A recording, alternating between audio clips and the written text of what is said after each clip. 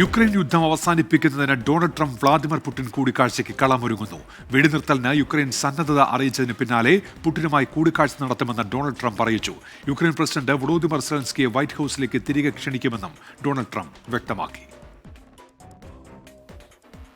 America മുന്നോട്ട് വെച്ച 30 ദിവസത്തെ വെടിനിർത്തൽ നിർദ്ദേശം യുക്രൈൻ പ്രസിഡന്റ് വോളോഡിമിർ സെലൻസ്കി അംഗീകരിച്ചു. സൗദി അറേബ്യയിലെ ജിദ്ദയിൽ നടന്ന അമേരിക്ക യുക്രൈൻ ചർച്ചയ്ക്ക് ശേഷമാണ് സെലൻസ്കിയുടെ പ്രതികരണം. കര, വ്യോമ, കടൽ യുദ്ധമടക്കം എല്ലാ ആക്രമണങ്ങളും നിർത്തിവെക്കാൻ തയ്യാറാണെന്നും ഇക്കാര്യം അമേരിക്ക റഷ്യയെ ബോധ്യപ്പെടുത്തണമെന്നും സെലൻസ്കി വ്യക്തമാക്കി. ചർച്ചകൾക്കു ശേഷം പുറത്തിറക്കിയ സംയുക്ത പ്രസ്താവനയിൽ യുക്രൈനുള്ള സുരക്ഷാ സൈനിക സഹായങ്ങളും രഹസ്യാന്വേഷണ വിവരങ്ങൾ പങ്കുവെക്കലും അമേരിക്ക പുനരാരംഭിക്കുമെന്ന് വ്യക്തമാക്കിയിട്ടുണ്ട്.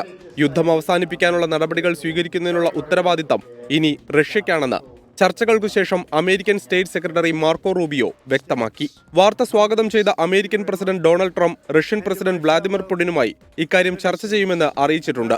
യുക്രൈന് സുരക്ഷ ഉറപ്പാക്കുന്നതിന്റെ ഭാഗമായി അമേരിക്കയുമായി ധാതു കൈമാറ്റ കരാർ വൈകാതെ ഒപ്പിടാനും ചർച്ചയിൽ തീരുമാനമായി.